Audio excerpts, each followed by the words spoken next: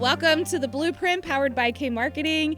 I am so excited to welcome my friend Chuck Honabach from Realty One Group to our podcast today. And we are talking about the balancing act of being a business owner. And balancing act would be an accurate statement. Absolutely. And I'm sure that every business owner that is listening to the podcast, everybody who is thinking about becoming a business owner, also know that it is not sunshine and roses. No, not at all. And there are incredible mountaintops and there are really deep valleys. Absolutely. And having the ability to find your balance in those is crucial.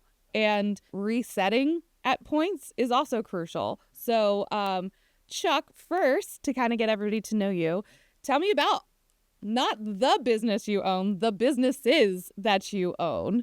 I of course am a real estate agent as my full-time profession. Yeah. But prior to this, I also had opened a facility maintenance company called CleanWorks, which I still own. And in our balanced situation right now, I'm in that kind of season of where I'm also backstepping into that business a little bit. Yeah.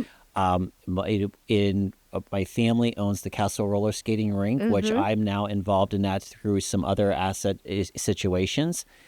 Then I also have real estate that I personally own. So I'm definitely versed in the various pieces. And then I also had inherited a business from my mother, which was a fitness center for women. Yeah. And I was a fitness instructor for 17 plus years. And I sold that, I guess that's going to be about 2 years ago. Okay. And just needed to step outside of that, and do things. So I'm definitely always running around with a chicken. And I love that even your experience has been so different in each of those businesses. Absolutely. And experience as being a real estate agent and having a team that are all independent real estate agents, and being in a situation that you have traditional employees in CleanWorks and at the gym. You also have experience in generational business ownership and starting a new business and selling a business. And like you can check all the boxes.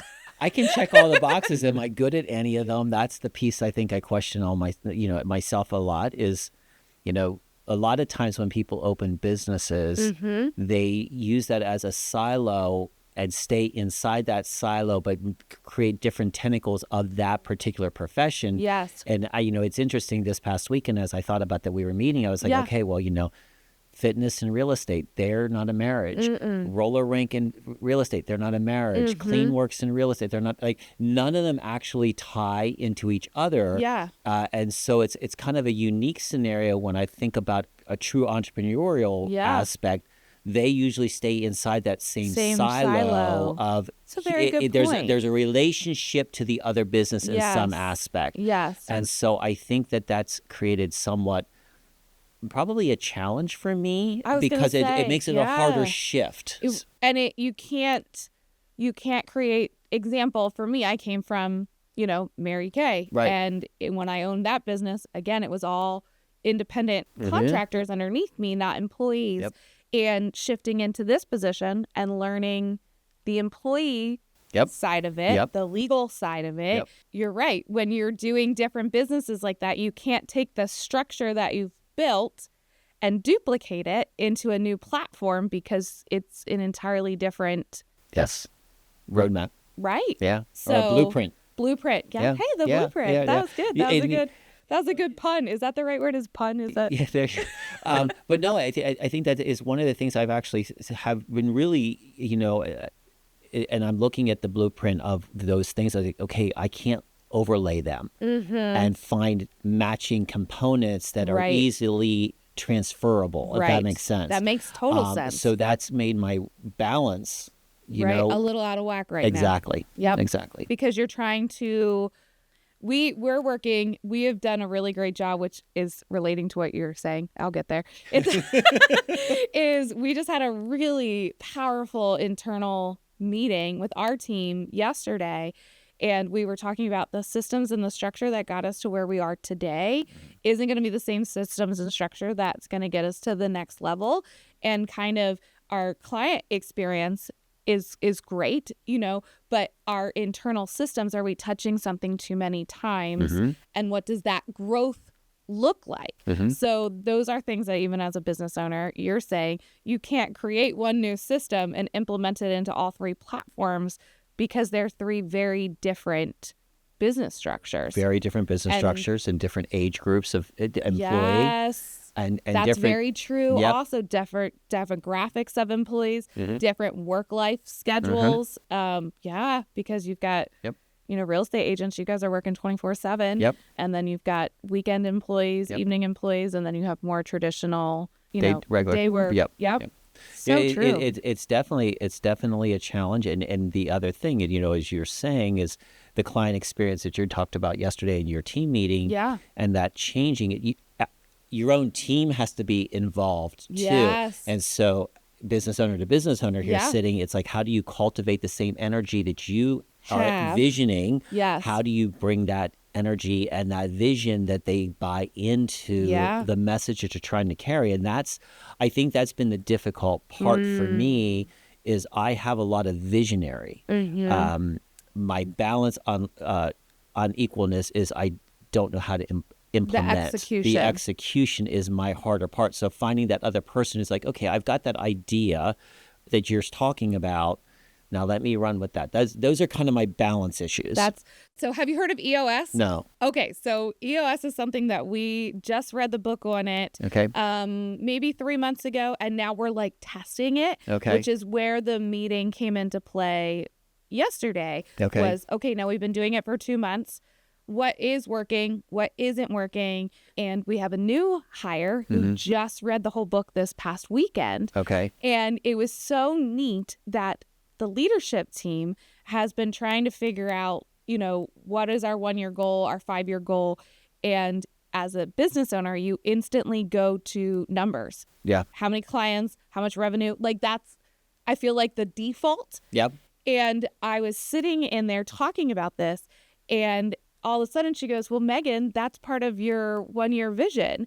And what I was talking about is that each marketing specialist would be, except for photography and videography, would be versed and confident in every single aspect of the marketing cycle for a client, so that it would bring on more of a single point of contact that was handling each aspect of your business. Okay. And she was like, that's one of your goals. And I was like, oh my gosh. So it was so neat to have somebody just here, right, that 10,000 foot view and say, here's the actual item that is the tangible rock, they call it, or goal for the company. Correct. And I was like, that should take your aha moment. Yeah, and exactly. and the enrollment, which is what you're talking about with the team, is I went home and told my husband, I was like, I love that. I feel that every one of my team members left that meeting and were empowered for their part of the next chapter, and learning new skills. One of the things that we need is Shannon's going to be on the road a lot because we have the new event in the city of Lancaster. And so the need for an admin, and video production slows down a little bit over the winter because it's largely outdoors. Right. And, Pennsylvania in December and January looks a little bleh, Especially today. And so Emma graciously was like, that I was a part-time admin for a chiropractor. And I was like, no. And she's like, I could step in, but that, I went home and I was just so excited about it. I was like, everybody's not saying that's not my job. Right. Everybody's saying, what part can I play in the team to get, Well, and it's interesting you're saying that, because there's a lot of noise out there right now about job descriptions. Yes, there is a lot of noise. A lot of noise about job descriptions. And the most recent thing I saw was the job description should be very task-based in regards to don't put and whatever else needs to be done. And I find that to me, as I read this recently, was, where's the team cohesiveness then? You talked about Emma saying, hey, I've done some admin work as a chiropractor's office. She's saying, listen, I can step in. Right. No, that may not be part of my job description, but I can step in. And I think that we're moving at such a fast pace in business nowadays, and all the technology and AI that's stepping into this whole world of things. I think that's where it's becoming more difficult. I agree with that. You know, it's interesting because I have conversations. You know, I'm older than you. No, you're not. And well, I don't think I am, but I think that's the hard part is you want to stay with the inside the generation as well, because you want to be equal to your peers that you're working with and keep the balance. And it's tough. It's very, tough. very tough to get that. So that's really a cool thing that your team is willing to Evolve jump and evolve into that and say, hey, and that's where I'm trying to find that right-hand person. Right? I have people who are very, very strong in each of the companies that are there, but how do I cultivate and fill the gaps? The next seats. Yeah, and so what that they does can that look grow. like? Right. And like I just even think that, you know, as each team member comes in, how we read it in one of the books we read in book club was putting the right people in the right seats. And sometimes you aren't aware of what your right seat is until you get on the team and then start to realize what your strengths and values are and how you can fill the different seats. I'm going to add one more thing that I read recently as well is every time you bring a new member into the team, your culture changes. So you have the base culture, but yes, they're going to be a match for the culture, but they're also going to bring another outside element into your culture.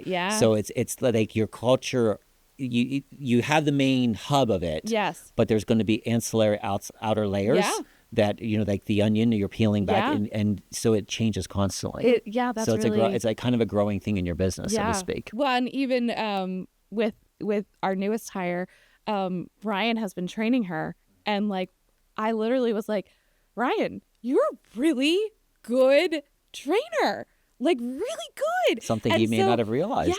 Yeah. And so it's just really neat to see how they're blooming and developing into, you know, where that piece goes. Yep. So, all right, this is a fun question. Go for it. All right. So what first motivated you to start your own business?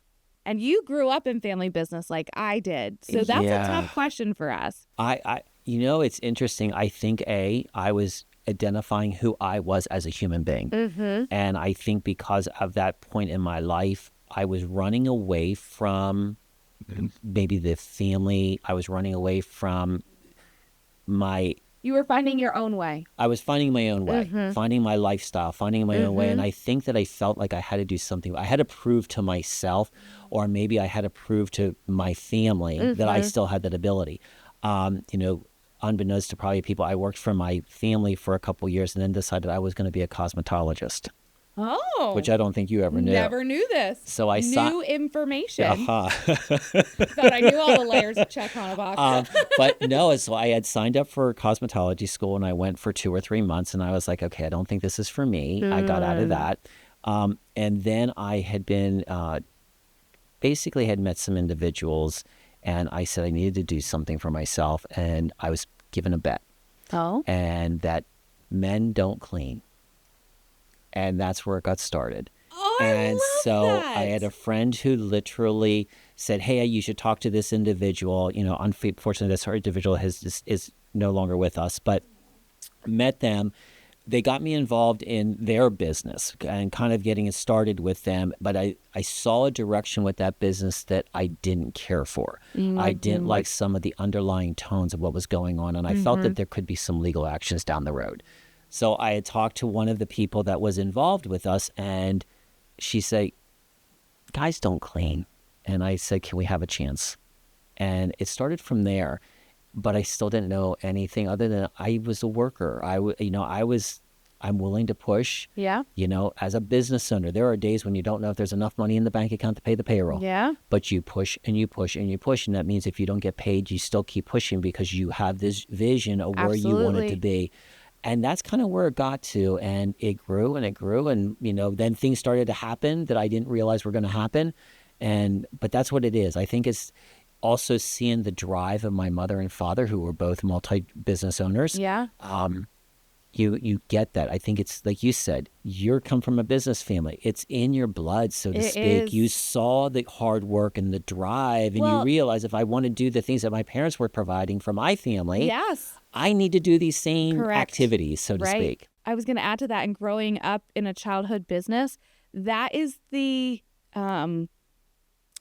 working for a set amount of hours was never my life experience. My life experience was we work when the job needs done until the job is done, but we also get to be at the soccer game, and we also get to go to the band competition, and we get to do those things. We get to go on vacation, those. But I remember as a new business owner, now this is back when I was in Mary Kay, and crying to my mom one time of just feeling so overwhelmed, and that I was working 24/7, and that balance was out of control, right? And my mom looked at me, and it still resonates with me so much today. She goes, "Do you remember that she had a green dragon tote bag?" Okay. Just a random. And I said, "Yeah, you took it with you everywhere." And she goes, "That was my work." Interesting. And it hit me in such a cool way that she was at all the things, but she was squeezing the work in between. And I just didn't realize it, that she was, and again, this is back before computers. Yeah. So she was doing payroll and budget sheets, and she had it in a tote bag. Oh my gosh. Wow. And she would just tote it around with her wherever she went. But it taught me that okay, you fit it in where you can, when you can, and you make sure that the important family pieces are blocked first, and then you build that around it. It's interesting you said, because I always think, I don't have kids, as you know. Yeah. You have cute doggies, though. I have little Pippa and Bougie. But I always wonder, if I had children, how would my life be different? Because, when you talk about work-life balance, I'm always working. Yeah. But I, probably like yourself, I love to work. Exactly. I know. So for me, it's not truly a job. Yes, there's days when it really sucks, but I always wonder, would I be able to do that? But it almost feels like it's one of your children. Yeah. It is your baby. Yeah. And that's what makes you a great entrepreneur is. And I hope so. You have to treat it. You have to treat it like, I remember hearing a speaker say one time that your business is like your baby, since we were talking about this. And she said, "It's not my baby. It sure as heck is not the government's baby. Right. It's, it's not all it's your baby. Yep. And how are you going to build your baby? How are you going to train your baby? And what is your baby going to become? That is 100% your ownership. That is your job. And just like a mother, there are sleepless nights, and there are nights that you're like, what in the world am I doing? Right? And it's the same thing owning a business. Yes. And I know that you're not a mother, but you can absolutely relate with the fact that owning a business, you step into it and you don't know what you're doing. Yeah. Just like a new mom is stepping into having a baby. There is no training manual that prepares you. Nope. To be a mother. Nope. Nothing. You can think you know everything, and then they put that baby in your arms and you're like, just kidding. I know absolutely nothing. Nope. And I think that it's the same thing when you go in and start a business, is that you really have to go into it and be open to learn, be open to partner with the right people, and make hard decisions. I think you have to be willing to fail too. Yes. I think you really have to be willing to fail. I mean, you're not going to go out of the starting gate and know it from and make the perfect decisions, make the perfect hires. And I think that's the part, as a business owner, becomes extremely difficult at times. It's like, why can't I get this right? Yeah. What am I doing wrong? You and I have bounced ideas off and talked about different things many times. And our experiences, we have the same experiences or the same challenges, it's just a different silo of the type of business we're in. Yep. And so I think that the aspect from, what I've noticed is, I think when you really get down heart to heart with other business owners, we are all struggling the same as the other person. We're all swans. Yeah, we're not willing to share sometimes because in our minds as entrepreneurs, it's a sign of defeat. It's a sign of failure. And I think sometimes that's where when you talked about partnerships, there is not being afraid. And that's something I think I've learned in the past couple of years is, don't be afraid to let your demons out. Yeah. Don't be afraid to let your skeletons out there, because somebody may have the answer that you're really struggling to find. Yeah. And that's kind of how you've come for me. And to know that we're not alone in it, that exactly we're going through the same things everybody, like even when you said, like, there's definitely been months that I'm like, okay, that client better pay. Yep. Because payroll's in 4 days, and it's not always like that, but it is a reality that there are seasons that it is like that. And knowing that you have to invest the money up front on the hires before the revenue is there, because if you wait until the revenue is there, now you're dropping the clients because you can't keep up because it took 6 months to change that, to train that person to do that role. And I spoke recently at the Northern Chamber's women's event, and it was a really rewarding and difficult speech for me to give because I talked a lot about failure, and that we can get stuck in our failure, or we can open up about our failure, and we can use that as an opportunity to really truly connect with other business owners. And one of the craziest things that I found is, again, I had a partnership that did not work out. We dissolved that business. And I could either choose to stay there, or I could take that and build something really fantastic. And it's neat that how many people I talk to, I guess it's not neat, but how many clients we have that come to us that also were in a partnership or a former business that they had to close, and they're starting to build something new and they want us to be a part of that journey. That's cool. And, it's cool. It is cool, and just saying, hey, here's what I learned along the way. Don't do this. Don't. And there's that fine line of what is your price point? What is fair and reasonable versus what is where you really truly need to be to make sure that you can take care of your own internal team and keep the lights on and knowing the difference. It's definitely a big challenge for business owners. And wearing all the hats, because even though you do hire somebody, to be the person who greets the people coming into your business, you still need to know how that's doing. You need to know how that operates, because you may have to step in that role. I think there are times and that as business owners, we kind of step outside of that and say, well, that's not my job. And I think we all have to realize that as the owner, you do wear every hat. You may not be as, you may be a little rusty when you have to step into that position. I've done that certain things. I'm in that season. Okay, let me like go to the archives of my brain and let me remember. And it's really funny when they say, well, you created the system. I'm like, I am aware. It's been a minute since I've used it. But it's interesting also about that, because as you know, that's happening to me right now, is I'm looking at the system. And like, okay, now how can I improve? Or what was maybe duplicated that we didn't have to do? Correct. And so I think there's always those learning. And that to me is balance. Exactly. The balancing of it all. One of the cool things we're doing, so we should do this with you too, is with our newest hire. She's going through the onboarding process. And we didn't really have an onboarding. We're just like, welcome. Shadow us. Learn what we do. And now we're establishing a true onboarding, and she's building the onboarding packet. Oh, that's cool. As she's going through the onboarding, so that, so the next time, and it's simple things as much as like our name tags that go on our office doors. Well, that needs ordered every time there's a new employee, and your name tag needs ordered, and your swag needs ordered, and your 401k needs set up, and all of those. And so instead of trying to find all those things each time, let's build the system while we're doing the thing. That's the way it could be. I mean, that's like an organizational dream for me. But that's what I'm saying. Like, I don't know how to execute all those things. And we talked about that in our meeting too. And I was like, I see where we are going, and I'm excited about it. But I, as a single person, can't execute all this. So what parts of it are you willing to take ownership of so that we can build it there together? So let me ask this question back to you.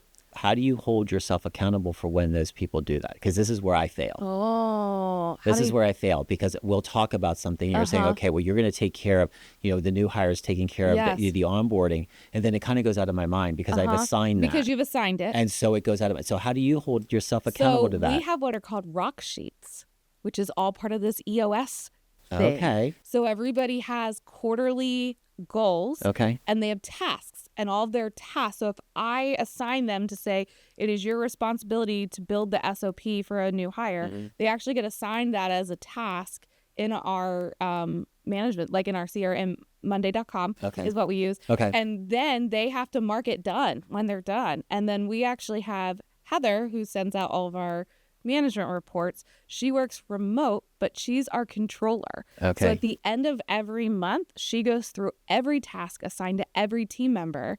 And if they haven't marked it done, she's making sure that it's bringing back up to the forefront of their mind. Or if Okay. it's done, she's completing the task. So You got it set up, girl. so all of that has already been in place for 2 years. Okay. So, but one of the weaknesses we found early, to come back to when you're saying, how do I know it got done? That's where we brought in a controller. Okay. And the controller is making sure that it may have slipped off the team member's plate, but there's a path of where it went, and she every month is checking that to make sure that it never falls off the plate. Very good. So yeah. Okay. So that's how we. I'm learning. But it's something that like we have built over time. Right. You know, it Right. didn't just appear. It's the constant evolution of how can we grow, how can we make that better. Right. And for us, specifically in our industry, we are not creating a duplicatable client experience. Every client that comes in has different needs, has different goals. Like you said, it's in a different industry. Yep.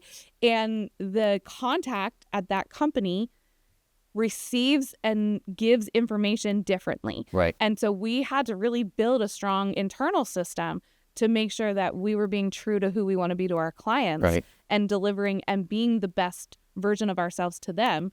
And that's different for everyone. So we had to really get ourselves organized Right. to serve them the best. That makes Which sense. is a little bit different if you are doing, example, in cleaning. This is the cleaning procedure. You Yep. set it up and you go. Yep. Ours is, the tasks are very different every day. So we had to learn that. That's very similar to the same thing as in real estate. So That's every so new true. buyer or seller, they have a different journey they're going on, a different type of home they're looking for, different areas. So it's almost like we have to be chameleons Yeah. and change, but our back internal side Yeah. has to still remain the same. So they're getting the same experience But it's being tailored to their needs. to their needs. Yeah. And so that's definitely a challenge for, I think, a lot of businesses. That, again, it's all that balance of how do you jump between things. Chuck and I are having so much fun, and we have so much more to cover. So tune in next week to The Blueprint to hear the rest of our story.